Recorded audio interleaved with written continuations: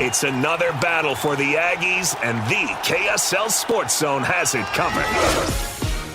The Aggies head to Nashville for a showdown against Vanderbilt. Your home for all the play-by-play coverage of Aggie football is right here on 97.5, the KSL Sports Zone. You're listening to Jake Scott and Ben Anderson. Let's lock in. On 97.5, the KSL Sports Zone. Jake and Ben, 97.5, the KSL Sports Zone. We are very excited, Ben. We are hitting the road tomorrow. We're going up to Belliston Jewelry. We're going to be in Ogden. We're very excited about it. So come on up, 10 to noon, 1155 36th Street. Belliston Jewelry, locally made just for you, cherished for generations, and we're super excited about it.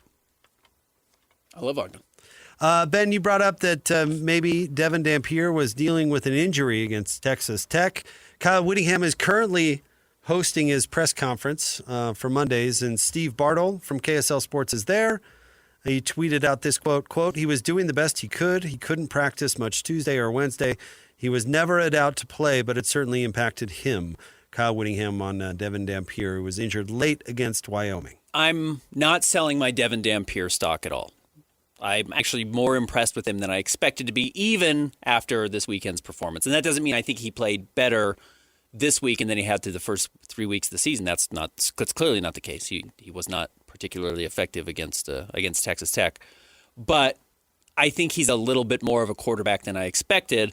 But coming into the season, I thought, this is a guy who has incredible physical tools, who is going to put himself in harm's way occasionally. And he does, and you take hits. And again, what's annoying about this, if you're a Utah fan, is that this happened late against Wyoming. It's like, yeah, it's the problem with a guy taking hits at all.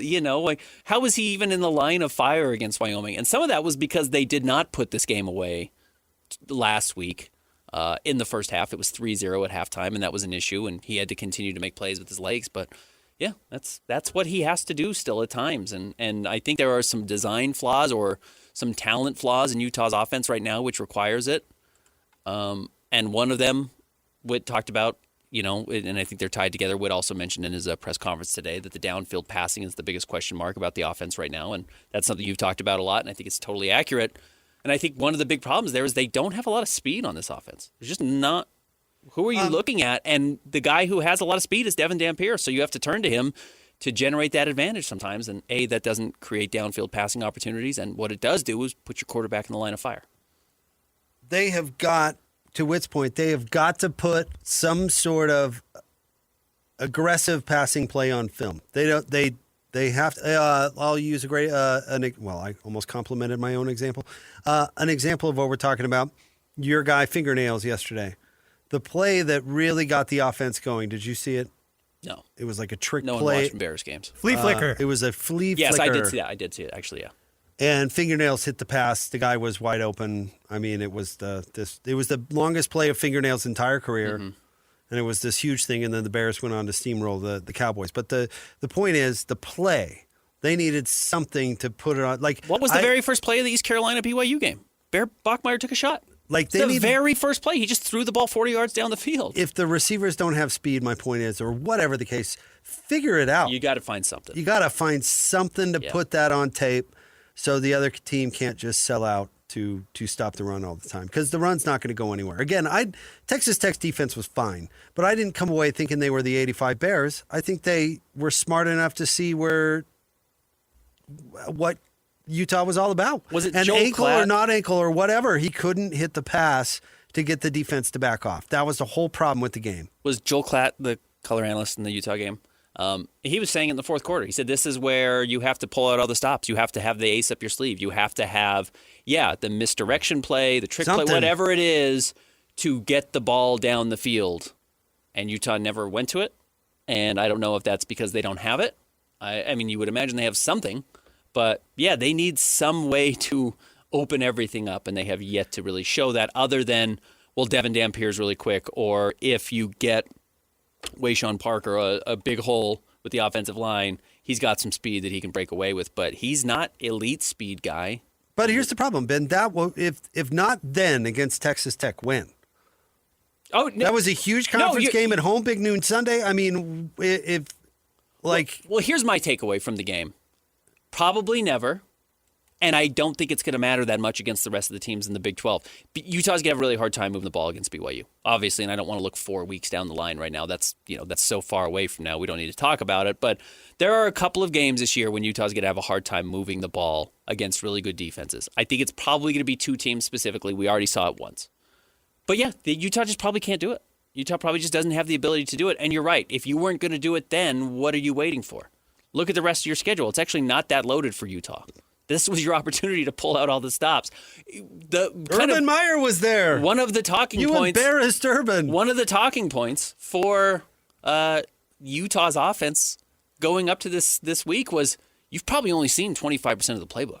There's a ton of this playbook you haven't seen yet because they haven't played anybody. They didn't have to pull it out against UCLA or Wyoming or who did they play in week 2? Cal Poly. Okay, well now we're going into week 5. How much have we not seen and why not? And it's just I think a lot of it is they don't have very much speed. Certainly not enough to compete against the best defenses in the conference. And like I said, BYU probably has the best. Texas Tech is probably in that running too. They certainly spent the money to have it, and I thought they looked pretty good. But if it's a bigger issue than that, and it's just even against average teams, it could be a long season. I'm not ready to sound the alarm on that yet. I think Devin Dampier and the throws he can make and the combination of the offensive line will be good enough with the defense against most teams. But Utah doesn't want to be just good enough against most teams. I think they want to win this Big 12 conference. I think it's why Witt came back. And I don't know if they matched up with Texas Tech. I would give them any better hope of winning this next time because they just may not have the tools. They may not have those pieces. At West Virginia? West Virginia stinks. They just lost to Kansas by 40 points. I know they beat Pitt, but they stink. Utah's going to beat them by 18 points. I think Utah's going to... Can Utah score 18 points? Yeah, yes. They scored 35, and they were like they were top 15 offense in the college football through the first 3 weeks. And they're not playing anyone, but yeah, the Big 12's not good. Well, listen, I was shocked by a stat over the weekend. I didn't realize this. Do you know how many times Utah scored 30 points in the Big 12? Not a lot. None. Yeah. I mean, They've never done it. They couldn't score last year at all. So okay, but they've never scored 30 points in a Big 12 game. They've never won a home game in the Big 12. Yeah, and they were atrocious last year. I know, but it's a little shocking. Haven't gotten to 30. I mean, that's 0-5. I'm making a joke about them getting to 18 points, but why would we be sure they'd get to 18 points against anybody at this point? Well, this year's team doesn't reflect anything like last year. I mean, I'm flushing it did everything. On Saturday. A little bit. You're also playing a much different opponent. I mean, Utah's problems against Texas Tech were not their problems last year. Those didn't feel similar to me at all. They turned it over. They did turn it over. They had 4 turnovers, one of them late, doesn't really matter, but yeah, they turned it over. But that was because Texas Tech was going out there and absolutely punishing them. No, the problem was the defense played well. The offense didn't get them anything. The defense gave way. That's the recipe for like all of their losses last year. That was, but it looks different and it feels different. Does it? And the first 3 weeks of the season are totally different than what Utah showed any point Isaac Wilson was on the field last year. And this is not to just hammer Isaac Wilson, but yeah, this is a much more dynamic team than what they saw last year. I get why in a vacuum you could say that there are similarities there, but there's nothing feels alike with these two teams, in my opinion. You've got good running back depth. You've got a good quarterback. You've got a great offensive line. I think your defense is actually probably better this year than it was last year. So I think Utah's going to be fine. Again, I think Utah is absolutely going to be in the running for the Big 12 at the end of the year. I don't think anything about this loss changed that. And actually, this is a good loss to have if you're going to have a loss in the season. This isn't, oh man, now you've lost to West Virginia and you still have to play a Texas Tech and you still have to play a BYU. No, you probably have room in your bag for 1 or 2 losses this season. You spent one of them, but it is against a team that I think is probably one of, if not the best team in the Big 12 right now. Last year through the first 3 games, if you want to compare the first 3 games this year and the first 3 games last year, they played Southern Utah in game number 1, 49-0. Who is the quarterback? Cam Rising, but not for that long, right? Or did he get hurt a half, right? Yeah, regardless. He got hurt against Baylor, which they won 23-12. Mm-hmm. Then they went at Utah State and won 38-21. Mm-hmm. That's like the same. Do you think this Utah team, are you arguing right now this Utah team is the same as last year's Utah team? I'm arguing they haven't really proved any differently. if you want to, again, look at it in a vacuum. They have and say, different problems, maybe, but they haven't proven to be more productive. No, I'm not. I mean, call me skeptical, but I'll wait to see it. Thank you very much. Okay. We have not seen it. Okay. Yeah, you're certainly being far more skeptical of this Utah team than I am. They scored 10 points against Texas Tech at home. Yeah, Texas Tech was awesome. That was a very impressive Texas Tech team. Maybe I'm more buying or drinking that Kool-Aid than you're willing to, and maybe you'll be right on that. But no, I thought Texas Tech looked awesome. I thought they were everywhere they needed to be. I thought certainly by the end of the game the offense was moving well, but I thought Texas Tech's defense, I mean, that defensive line destroyed Utah. They were super impressive. And yeah, you can talk about one of the reasons why, they could bring down the safeties, they could load the box, they weren't worried about the deep pass at all. All of that is true, but still, there were no holes for guys to go through. And if there were, the linebackers were there. I mean, the defense for Texas Tech was really, really strong in this game. Really fast. I thought they were really disciplined. I thought they played really well. So, I mean, are we looking at another 4-8 season for Utah? I guess the potential's there, but I would be stunned. I wouldn't predict that either, but I don't know why we just give Utah's offense the benefit of the doubt coming off that performance. That all of a sudden it's an entirely different operation, or at least more productive.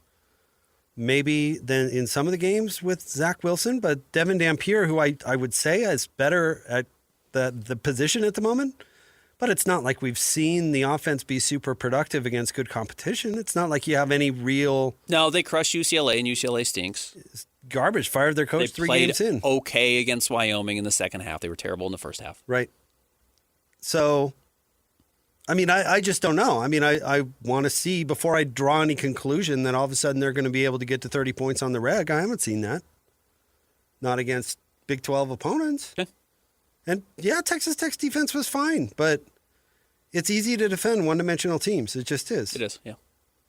And so, back to my point about Cam Rising is he was good enough to make big plays when he needed to keep the defense honest. At very least. Yeah. Cam Rising has a real argument to be the second best quarterback in Utah football history. Brian Johnson was good enough at that too. Yeah. He kept defenses honest. Because if the defense isn't honest, you've got no shot. And the defense for Texas Tech wasn't honest. Because they didn't have to be. And I don't think the talent Utah is going to play against the rest of the year is going to actually require you to be that great. I really don't. I don't think the Big 12 is going to require you to be this multifaceted, super versatile offense every single week to win. There are some games you're going to have to figure out how to move the ball. Utah's going to really have to figure out how to move the ball against BYU, or they're going to be at risk of losing this game. So let's start by getting to 30 points, and then we can draw conclusions on the difference. Well, and they don't need to get to 30 points. Well, they haven't done that yet. Yeah, so, but I don't think they're going to need to against a lot of these teams either. Not with the defense that they have. They're not going to give up 28 points to most teams in the Big 12 this year. I really don't see that. I think this defense for Utah is extremely good, and they showed that again. The corners, some question marks, but yeah, I'm not sliding the defense at all. I started out the show saying that. That's rarely been Utah's problem.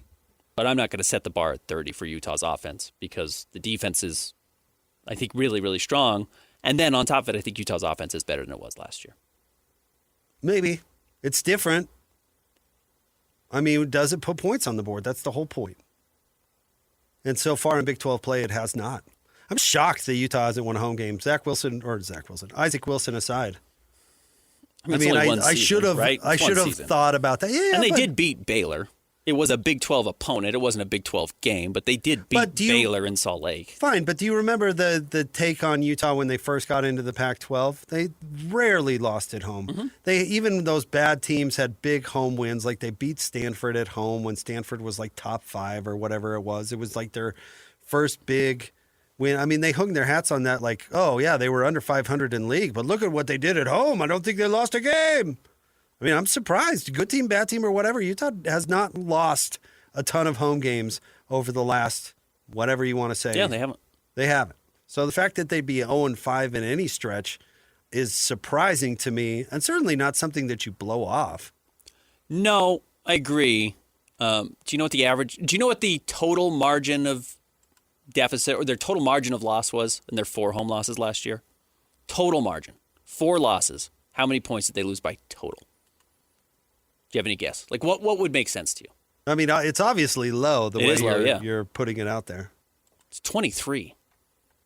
It's less than they lost yesterday's game by or Saturday's game by, right? Like, 22-21 to BYU, 31-28 to Iowa State, who was a very good team last year.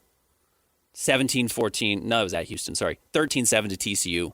It's like they were legitimately scoring 7 points a game in a lot of these games. They could not move the ball at all last year. And I have not seen, even on Saturday, quite that level of ineptitude that we saw last season. Okay. 0-4 at home. Yeah, no, that's it's crazy. the only number. Like 0-5 in the Big 12 everything- was wild. Nobody would have predicted Utah would lose their first 5 home games in the Big 12. And then nobody would have predicted drop that. your first home game in league this year. Yeah, nobody would predict that. So I don't know. Well, they should have an opportunity to get it back on the rails against West Virginia, certainly. But they've got a tough opponent against Arizona State. Yeah, I don't know if the bottom's going to fall out. Who knows? I doubt it. I'm with you. I doubt it. But they haven't. They did not show well offensively. Period. Against Texas Tech, you can give Texas Tech all the credit in the world. They did not show offensively well against the Red Raiders at all. Nope, they didn't. All right, stay tuned. We'll get to more Jake and Ben, more college football coming up next. It's 97.5, the KSL Sports Zone.